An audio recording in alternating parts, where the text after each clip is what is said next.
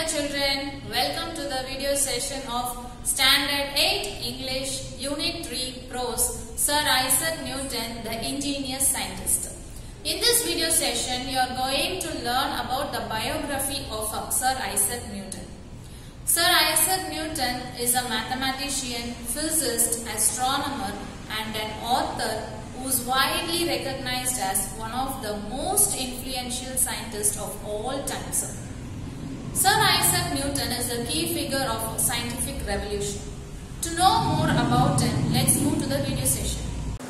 Dear children, now we are going to view Standard 8 English Unit 3 Prose, Sir Isaac Newton, the ingenious scientist. Here, the word ingenious means very intelligent and skillful. You know all about Isaac Newton, no? So he was a scientist, mathematician and astronomer. He was born on December 25th, 1642 in Woolsthorpe, England. His father's name was Isaac Newton, sir. His father was a farmer and had died 3 months before Newton's birth. His mother remarried when Isaac was 3 years old and left young Isaac in the care of his grandparents. Isaac attended school where he was an adequate student. At one point, his mother tried to take him out of school so he could help on the farm. But Isaac had no interest in becoming a farmer and was soon back at school. Newton attained his preliminary education from the King's School in Grantham, where he excelled and achieved the top rank.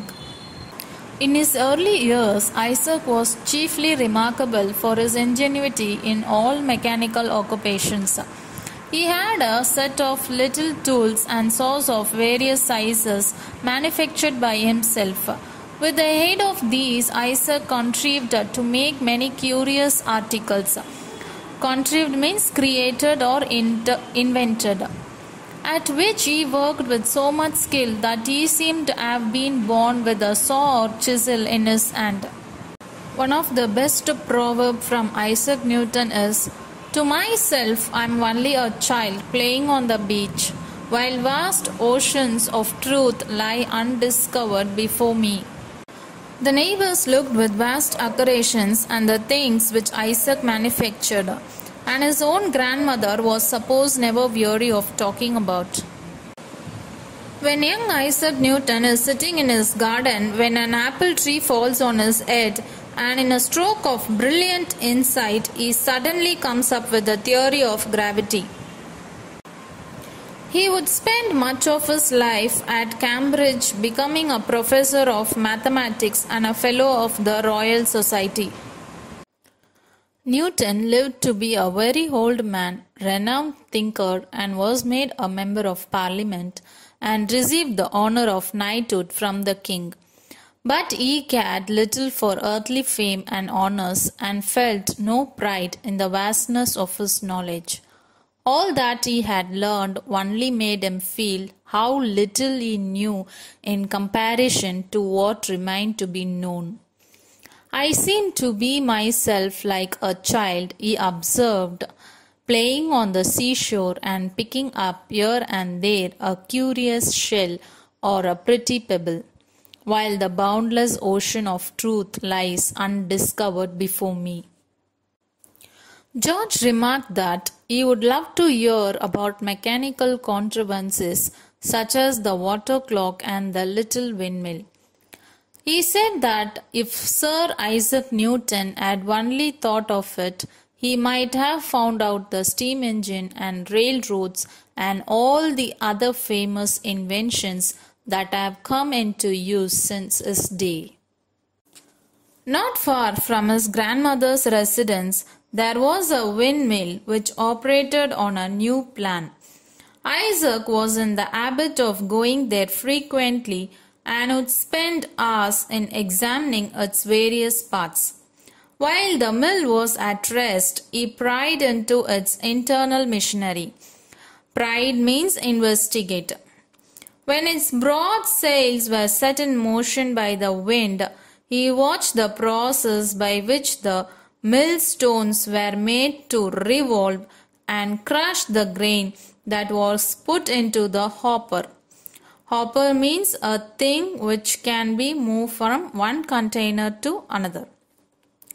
After gaining a thorough knowledge of its construction, he was observed to be unusually busy with his tools.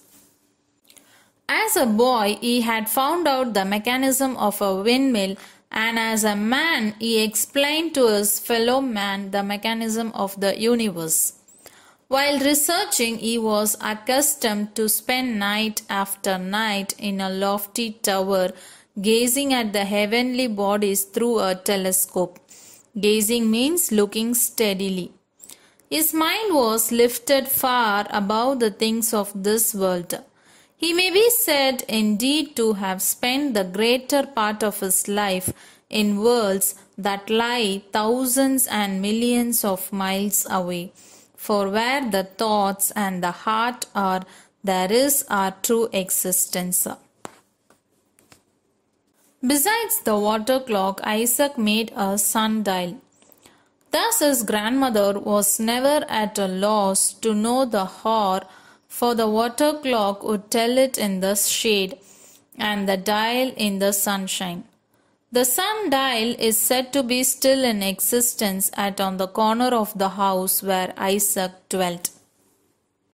Isaac had to leave Cambridge from 1665 to 1667 because of the Great Plague. He spent these 2 years in study in isolation at his home in Woolsthorpe, developing his theories on calculus, gravity, and the laws of motion. As Isaac grew older, it was found that he had far more important matters in his mind than the manufacture of toys like the windmill. All day long, if left to himself, he was either absorbed in thought or engaged in some book of mathematics or natural philosophy. At night, I think it probable he looked up with reverential curiosity at the stars and wondered whether they were worlds like our own, and how great was their distance from the earth, and what was the power that kept them in their courses. Perhaps even so early in life, Isaac Newton felt a presentiment that he should be able hereafter to answer all these questions. He was the first to find out the nature of light. Nobody could tell what the sunshine was composed of until then. In 1687, Newton published his most important work called The Philosophiae Naturalis Principia Mathematica. In this work, he described the 3 laws of motion as well as the law of universal gravity. This work would go down as one of the most important works in the history of science. It not only introduced the theory of gravity but defined the principles of modern physics. Outlined in the Principia, his theory about gravity helped to explain the movements of the planets and the sun. This theory is known today as Newton's law of universal gravitation.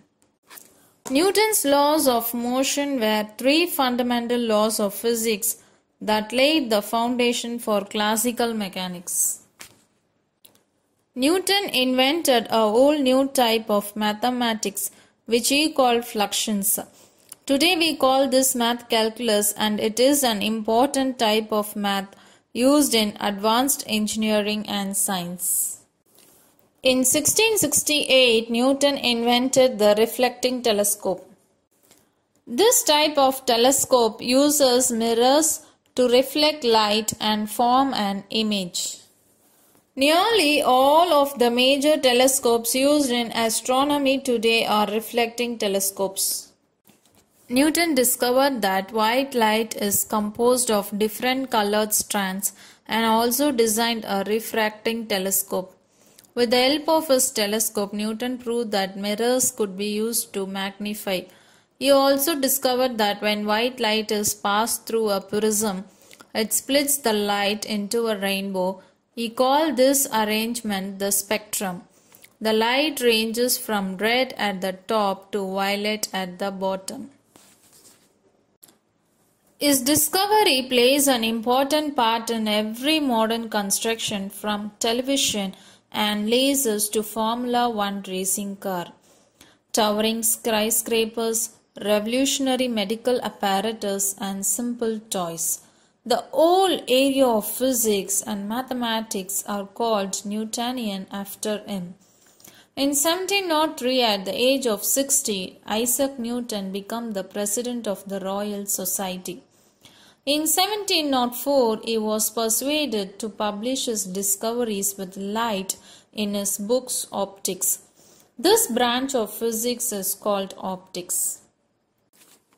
At last, in 1727, when he was 85 years old, Sir Isaac Newton died, or rather he ceased to live on earth. We may be permitted to believe that he is still searching out the infinite wisdom and goodness of the Creator as earnestly, and with even more success. Then, while his spirit animated a mortal body, he has left a fame behind him which will be as endurable as if his name were written in letters of light formed by the stars upon the midnight sky. Sir Isaac Newton was buried among the kings and queens of England in London's Westminster Abbey.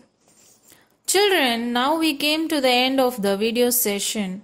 I think this is a very useful lesson for you children. From this lesson, you came to know more about Sir Isaac Newton's life and inventions of him. Thank you children.